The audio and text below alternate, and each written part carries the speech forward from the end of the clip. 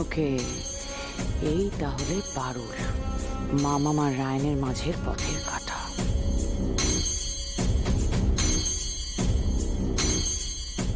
I'm sorry to say, আমি আর আপনার মেয়েকে আর আমার ইউনিভার্সিটিতে রাখতে পারবো না।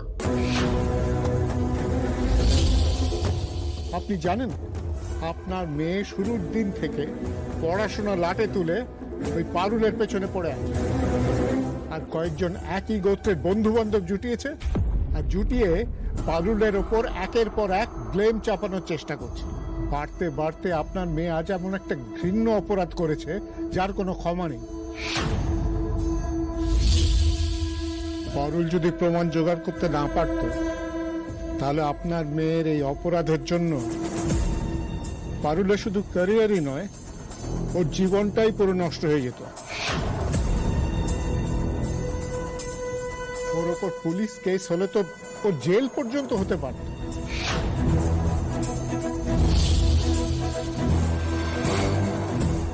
আমার ইউনিভার্সিটির নাম ব্রাইট মাইন্ডস। ক্রিমিনাল মাইন্ডস এর কোনো স্টুডেন্টের জায়গা এখানে নেই।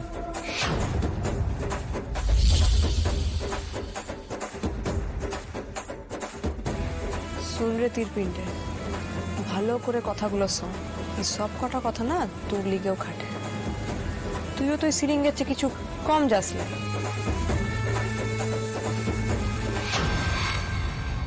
আপনারা আপনাদের মেয়েকে নিয়ে যেতে পারেন, আমি ওকে আমাদের ইউনিভার্সিটি থেকে রাস্টিকেট করতে বাধ্য হচ্ছি।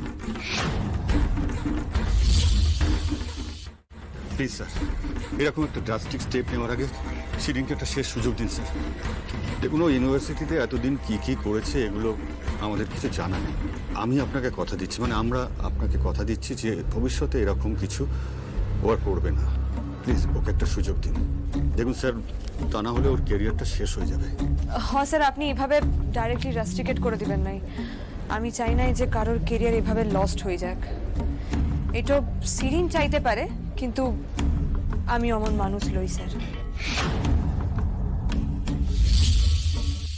তাহলে আমার আর সিরিনের মধ্যে কি পার্থক্য রইল বলুন?